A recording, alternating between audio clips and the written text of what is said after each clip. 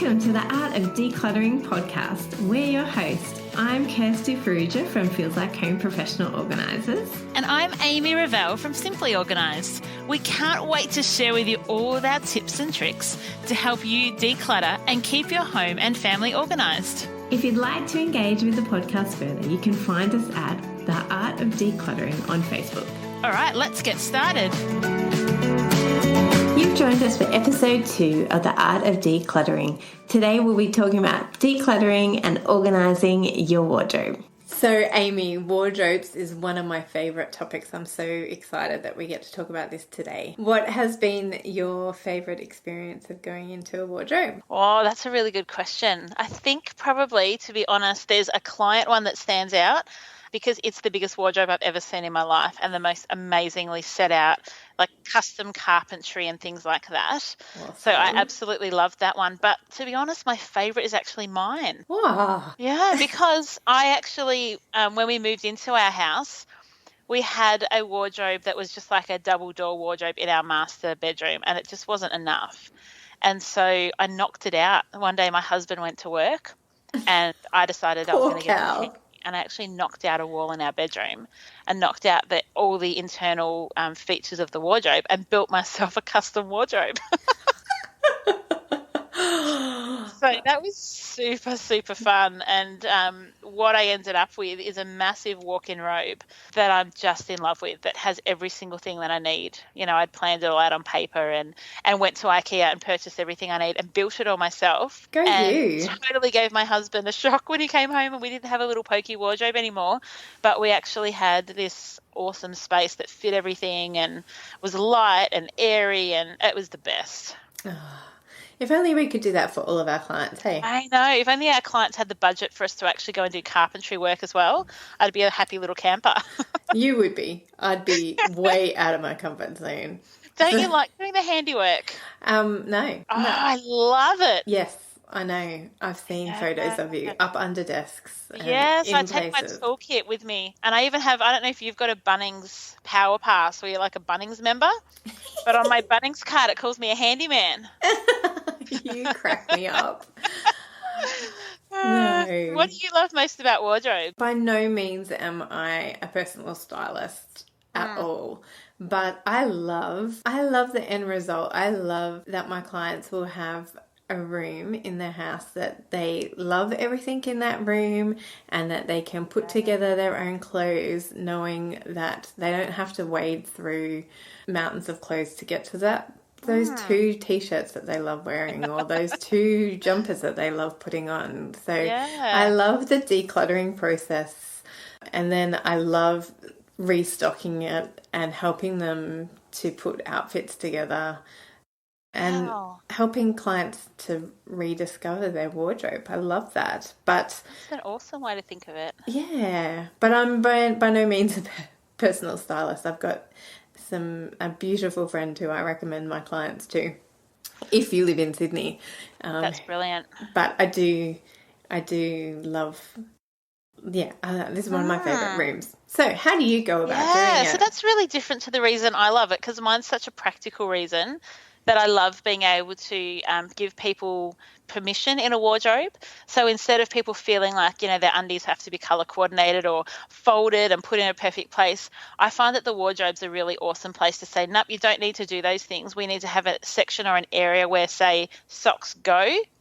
But I don't mind if your sports socks and your work socks and your stockings are all in the same drawer, as long as they're all in the same drawer. Yes. So I actually just say to people, you know, like in my own wardrobe, I walk in with a washing basket of clean clothes. I open up all the drawers. In fact, I'm going to video it one day because it just looks so funny. And I stand in the middle of the room with all the drawers open and I throw things into the drawers. So nothing in any drawers in my wardrobe gets folded. Nothing. Oh, I am the same. No, but I'm the same. Charlie, you're going to say you're the opposite. No. Well, so in our wardrobe, in our walk-in wardrobe, everything hangs up. We don't actually have a drawers. I have a tall boy, but my tall boy gets shoved full of stuff too, but not really shoved because I don't have that much in there. Like I don't have to stuff things. No. Like I'm doing this 28-day challenge with some of over on my Facebook page, and one of my friends has just gone, "Ooh, I'm so excited. I don't have drawers that don't shut anymore. I've actually decluttered their stuff." So Awesome.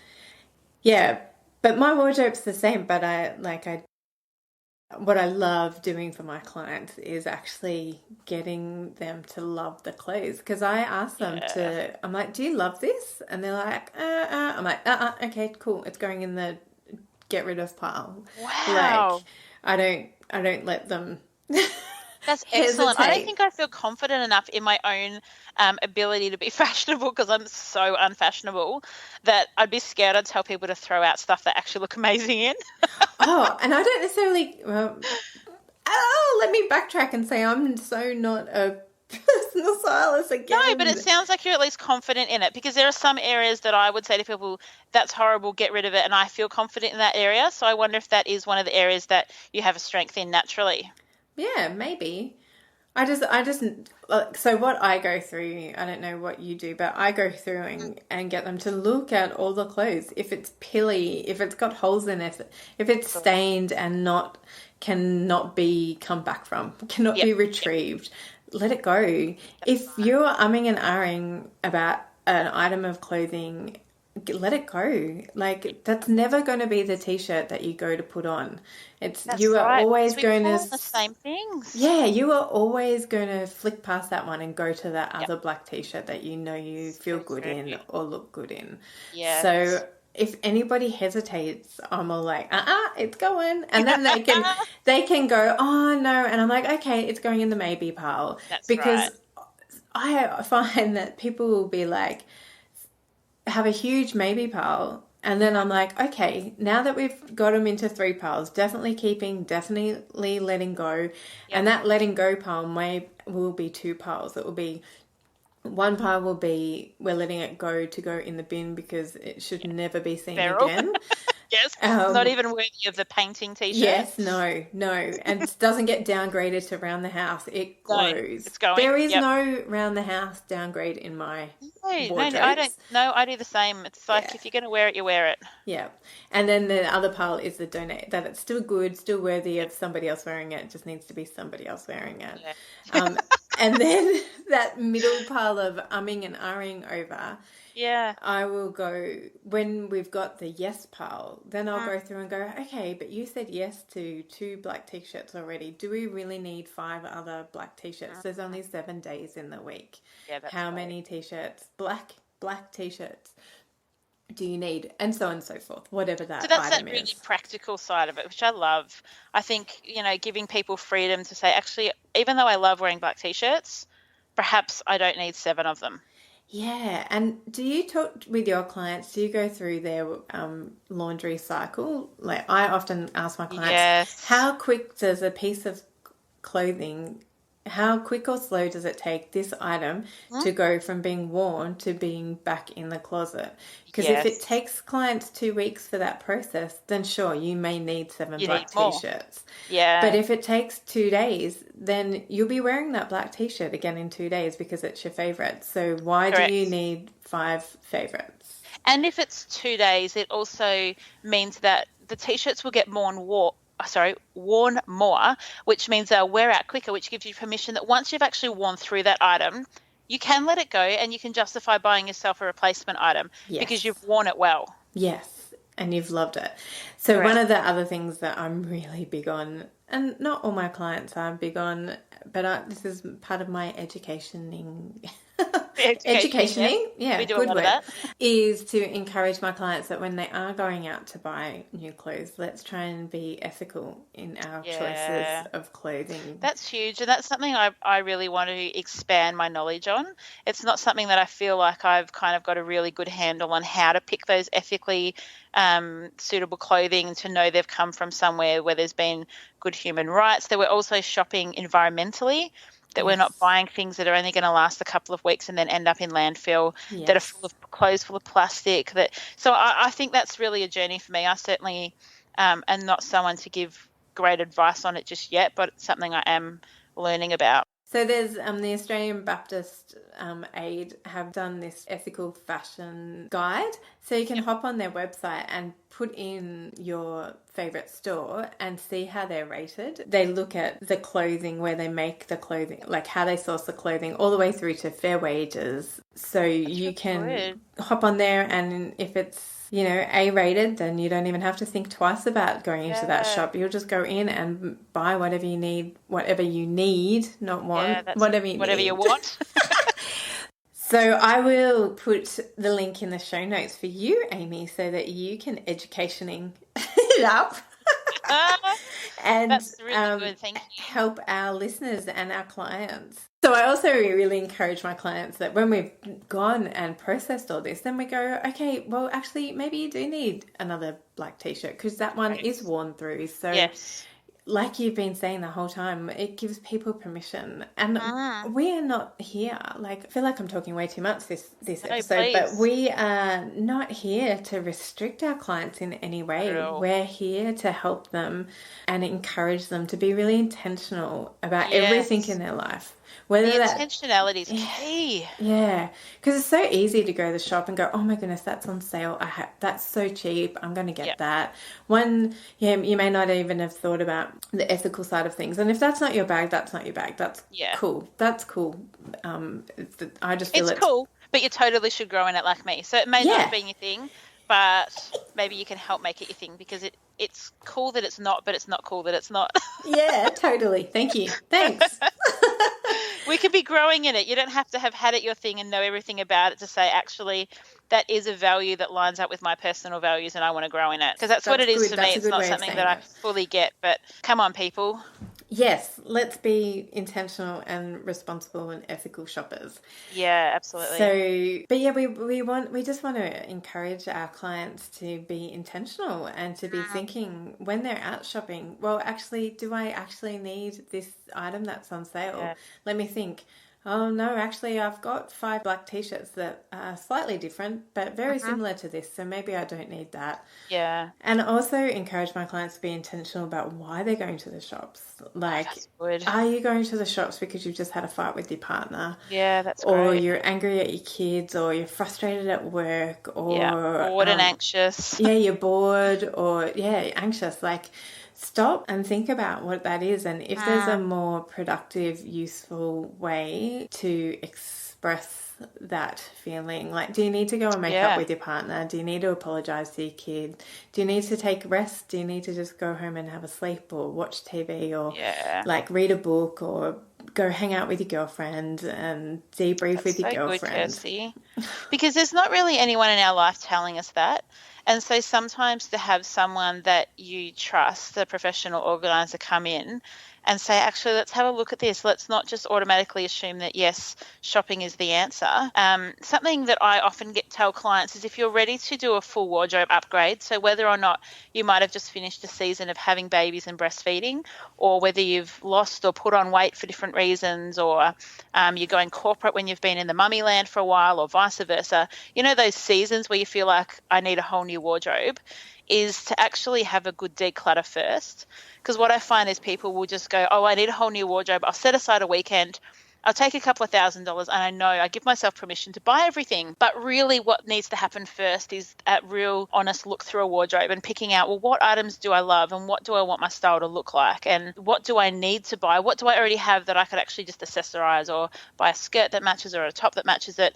And as I said, I'm certainly not the fashionable one, but I certainly am aware to help people make those decisions and put them in the right order. So it's the thinking about it before the shopping, it's the thinking about it and decluttering, and then the shopping with the intention of this is what I need to buy. Yeah. I know for my kids, I've got 9 and 11-year-old boys, so they grow quickly and they wear through their clothes. So it's very rare that something gets passed down because it's already got rips and stains and grass and, it doesn't really last. But when we go shopping, we never just go shopping with we need new clothes for winter.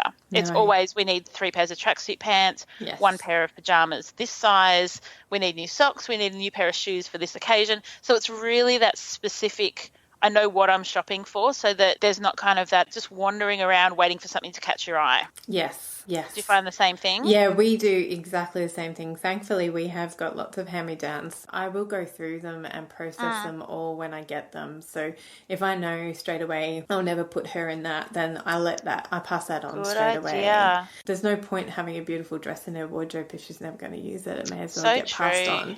So I'll get her to go through it all, and then we make a decision about what she needs. Well, actually, you only need this, this, and this, and let's go out and only get that. And That's right. only get that one. We've only written one pair of jeans, so it doesn't matter if you've found 3 pairs of jeans that you like, Emily. You need to now choose only one of them. And it doesn't matter if the pair of jeans are half price, adult, woman. You don't need to buy 2. Yes. Because it's half price. Actually, that's awesome. And maybe there's something else that you want to save up for or put that money towards. It doesn't automatically mean double. Yeah. So when we've done the wardrobe declutter and edit and they've gone out and bought things, I say to them, well, that's fine. If you do find that 2 pairs, if Jeans West are having a 2-for-1 or... and jeans West are my absolute favourite jeans, and I love them. Yeah, they fit everybody. I wear. Yeah, they fit everybody. They're awesome. They're the best. Yeah, so if they're having a sale, that's fine, but then go buy them potentially, but go home and get rid of that ones that are hanging on by the thread or that you never choose to put on because you prefer your other ones. I know lots of my clients feel really guilty about the money that they've spent on their wardrobe that they're then letting go of. Yes. And what do you say to your clients when they get the guilt about the money that they've spent? I say to them 2 things. In fact, I had a client this week who's a really good example. So she loves beautiful things and she loves fashion. She's actually the same client I was talking about at the start of this episode that has the biggest wardrobe I've ever seen. And so I would estimate that when we did her wardrobe, we probably would have sent to the op shop to Brotherhood maybe $3,500 worth of clothing items with their tags on. So there was plenty of items that had been worn, some of them not very many times, but there was thousands and thousands of dollars worth of immaculate, stunning, usually bought on special for no occasion clothing. And she really struggled with that because she said, now I just feel guilty, and it just kind of reinforces when my husband says that I'm wasting money. So I say 2 things. The first thing I say is the money's already spent. Yes. You can't get that back. So don't worry about the cost of that particular item. The question now is, will you wear it? Do you love it? Yes.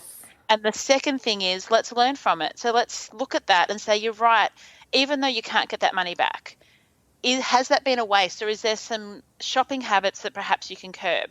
So not buying things that you don't have a purpose for, or not buying things in a size that you want to be rather than that you are. And so actually learning from that so that you shape and change the way that you have your consumer habits to actually better reflect your values, which I would assume for most people is not to be wasting lots of their money on items that they would never wear. Excellent advice, Amy.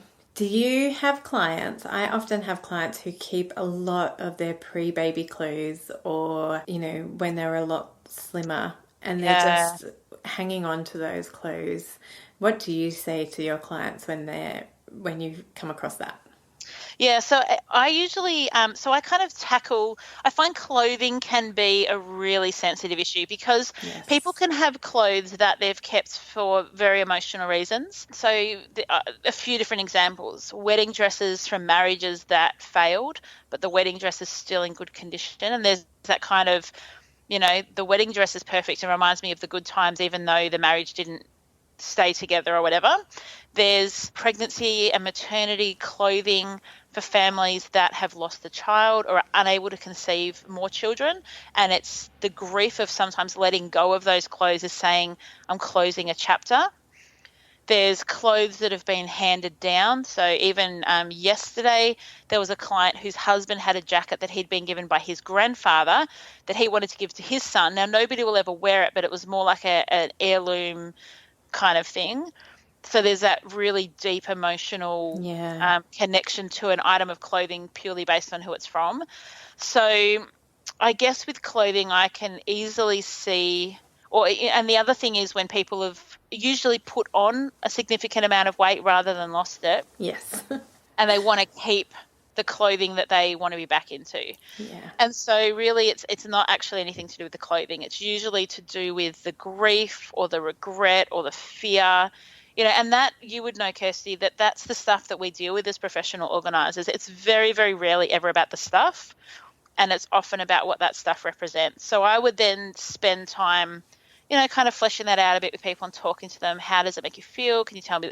One of my questions is, tell me about it. Yes. So I'll pick up an item and say, tell me about this. And it can, I don't know, sometimes I kind of get the intuition to ask on a particular item, and it'll be, a story unfolds, or you can see that a client's kind of avoiding a particular area of the wardrobe. And when you get in there, you find that there's baby clothes, but they were never able to have a child.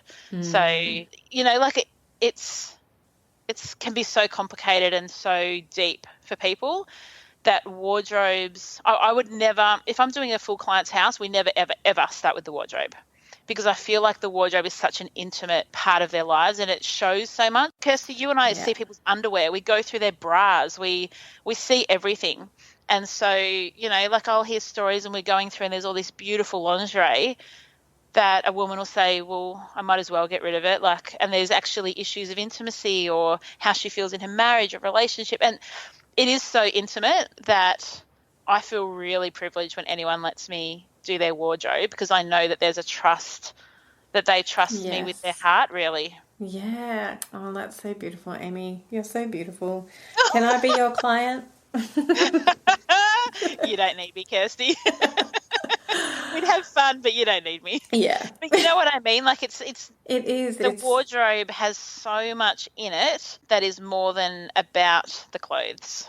Yeah, and I find that right across the house too, though, and as I'm sure you do, that we can accidentally step on things that we didn't realise were landmines. All the time.